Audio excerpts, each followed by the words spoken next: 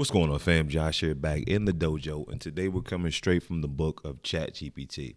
What if I told you the person you keep looking to for answers is you? Seriously, think about it. We live in a world overflowing with advice, opinions, and influences, telling us what to do, how to think, and who to be. But in all that noise, have you forgotten how to listen to your own voice? Because deep down, you already know. You just forgotten how to trust it. Today's video is about something powerful and often overlooked.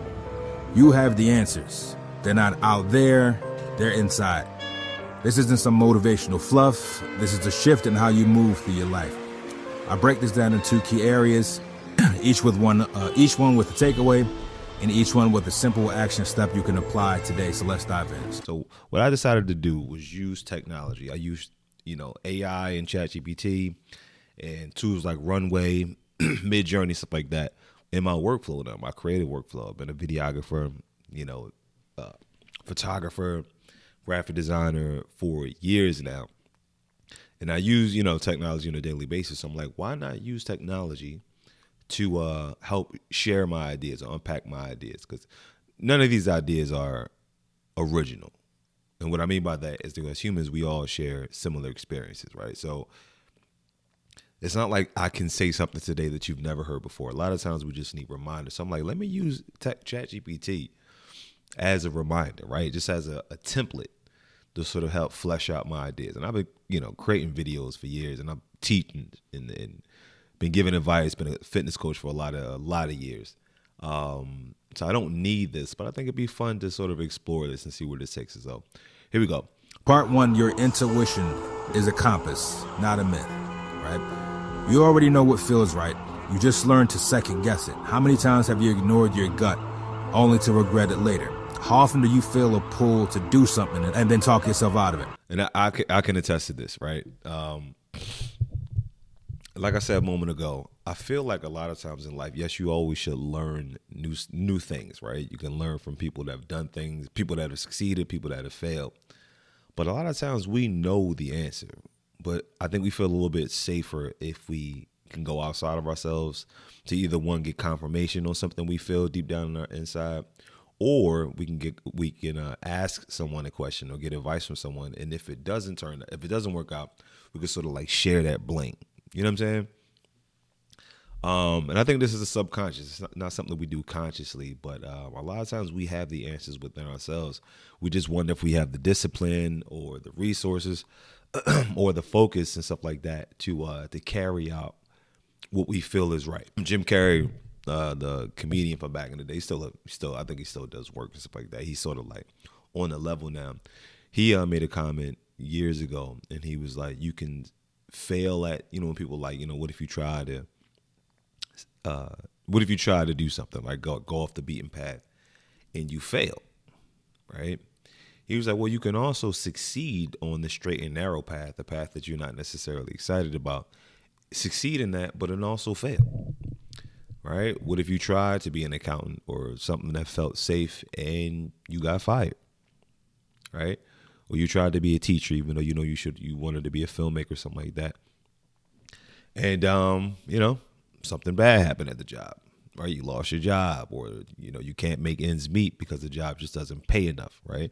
So you can fail at trying to follow your intuition, but you can also fail at not following your intuition. So he's like, and I have to agree with him, you may as well give it a shot. You may as well try to succeed at something you really want to do or something you feel compelled to do. Even if you're not 100% sure you should be doing something. I think a lot of times we should listen to our intuition and just start taking those steps and stuff like that. All right. So let's continue. We're trained to outsource our truth, to Google it, to fit in, to ask someone. But here's the truth. You were born with an internal compass. It's called intuition. We all have intuition. You know what intuition is. Sometimes you get a bad feeling about somebody. Sometimes you get a bad feeling about a situation, right? Premonition. I think it's like ingrained in our DNA, intuition. It's ancient, it's real, and it's always with you. The more you listen, the louder it gets. But first you have to pause. And I think this is important. This is why things like meditation is important. Because meditation it's like a muscle, right? It's similar to like exercising. When you first start to exercise, you may not have a lot of strength. You may feel beat and tired after your workout, right? But the more you do it, the more you develop that muscle. Your body breaks down. And then after the body breaks down, it builds back up, it heals, and now it's more reinforced. It has more information. And then moving forward, you can move through life and move through that workout with more strength and more grace and stuff like that. So I think our intuition has to be exercised too. And when we decide not to listen to ourselves, when we decide not to listen to our intuitions, we can get weak, right? Or it's just not strong, right? So you don't trust it. You don't trust it. Similarly, again, to the putting in a workout standpoint, you don't trust that you can bench this 150-pound barbell, right? But if you start lifting 75 pounds here, 80 pounds here, 100 pounds there, then you're like, I can actually build myself up to 150 pounds, but it just takes the reps. So you have to get those reps in with intuition. Even as I'm talking to you, I'm talking to myself too. But I digress. Let's continue. You've got to feel beneath the noise. Ask yourself, what is my gut trying to say? What am I feeling that I've been ignoring? And I'm going to give you the takeaway after that, right? What is noise? Go back a second ago. You got to feel beneath the noise. What is noise? Russell Simmons and a lot of people that meditate, right? Transcendental meditation is something I try to do often, right? It doesn't always happen, but when I do it, I feel great. Noise is just like distractions, man. Noise can come in the form of many things. It could be people in your life. It could be a job or situation you're not excited about. Noise can be fear. Noise can be anxiety. Noise can be bad habits that you have, whether it's like lust, whether it's, not dialing into your spirituality. Noise comes in many forms. And that noise just sort of clouds your intuition or just clouds your decision making. It's like a weight, right? It just impedes your progress. So one of the best ways to get rid of noise is, one, to meditate, to get quiet, like I said moments ago, to pause, right? To analyze, where you are, like what's your place here on this earth, right? So to get rid of noise is to sort of like lighten up the load so you can move forward, right? So here's the takeaway here's the takeaway. You don't need to figure everything out. You just need to get quiet enough to hear what's already in there. Meditation, exercise, not dialing into social media as soon as you wake up, right? You have to take these moments throughout the day to get quiet, man, to quiet the noise so that you can see a little bit more clearer, even if you don't have the full 10-step process planned out. You got to get quiet enough at least to see the first step or two, right? Action step. Every morning for the next 7 days, take 5 minutes to sit in silence. Before your phone, before the world, ask yourself, what do I already know that I've been avoiding? Write it down, no editing, no judgment, just listen and write.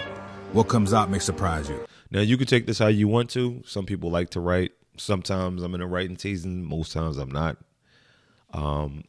But the sit down for 5 minutes thing, I think any of us could do. And that can come in many forms. Some people can sit in quiet. For you may be prayer. If you're a Christian or a Muslim or you practice some kind of spiritual, some kind of religion. It could be meditation, transcendental meditation, affirmations. It could literally just be being quiet, right? Where you're not saying anything. You're just kind of letting your thoughts come and go, right? I would say, it could be a workout. Well, it could be stretching, right? Because we don't want to do something like too active, but it could be stretching where you just let yourself chill. And when I said a few moments ago, find your place here on the earth. Like sometimes when I'm in an airplane, for example, I feel like being in an airplane is one of the most, outside of like the hustle and bustle, but it's peaceful and it gives me good perspective because being way up in the sky and looking down is sort of like, not that it minimizes the things you have on your to-do list, right? Or the things you have on your plate, but it gives you perspective of like, yo, there's a big world out here, man. There's a lot of things going on. There's a lot going on. You know what I mean? And my, problem that I thought was so big, like maybe it's not so big and maybe it's not so, unreachable, or like, this isn't something that I can't turn around in my life. You know what I'm saying?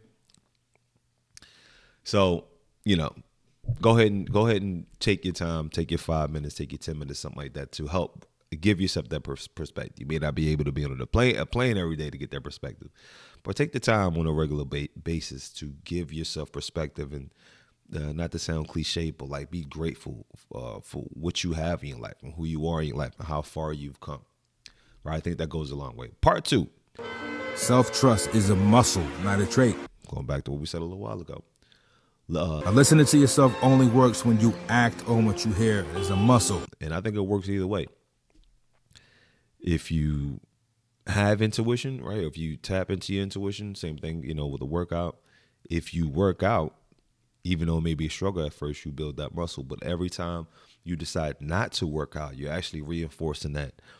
I guess you can call it a negative habit or less than productive habit. You're reinforcing that too. You know what I'm saying? So I think what you want to do, not that I think, but you have to take some sort of action to build your belief that you can take action, right? That you're not a weakling, right? So listening to yourself only works when you act on what you hear. This is where most people get stuck. They feel the truth. They don't move on it. Why? Because it's uncomfortable. It's scary. It might disappoint someone. But you know what's worse than discomfort? Living a life that doesn't feel like yours. Right? And I'm pretty sure you've heard the term, you have to be comfortable being uncomfortable, or like, in order to succeed, you have to get comfortable being uncomfortable. I think that is just one of the truths of life. Life, man, is just like at some point, even if you love what you do, right? Even if you could completely like sold out head over heels in love with what you do, there's going to be certain parts of it that you're not 100% excited to do. You take an NBA player, right? As great as that life probably is, it may seem outside looking in. I'm pretty sure there's things that they don't feel like doing. Maybe it's a practice. Maybe it's, talking to the media. Maybe it's talking to the media after a bad game. There's a lot of things in every industry. And as much as, even if you love it, that you're not going to want to do. But you have to, I guess, build the muscle of being comfortable being uncomfortable. And that can only strengthen your resolve and stuff like that, right? Every time you trust your voice, you strengthen it. You build a reputation with yourself. You become the kind of person who follows through on what feels true. That's how confidence is built. The takeaway: you don't need confidence to act. You gain confidence by acting on what is right for you.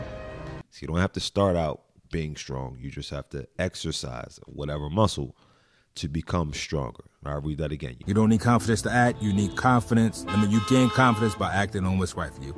Here's the action step. Think of one small decision you've been avoiding. Just one.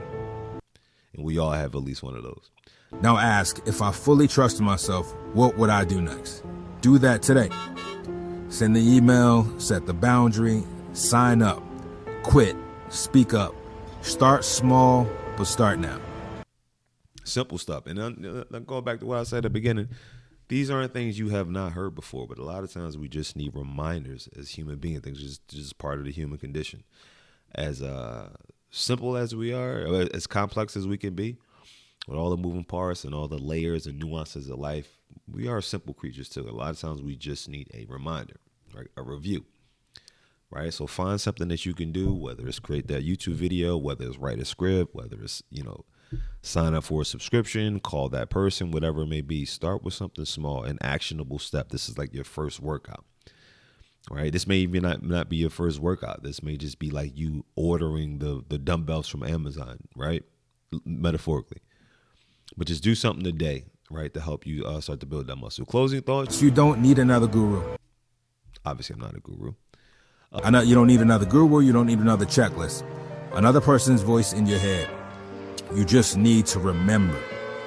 You've had the answers all along. If someone life feels loud, confusing, or overwhelming, come back to this truth. You already know. You just have to listen, trust your voice, build your life. If you enjoyed this, if you found some value in this video, go ahead and like it, subscribe it, share it with someone that you think could use similar advice or similar reminders. And as always, ABC, always be creating, and I'll see you in the next video. Peace.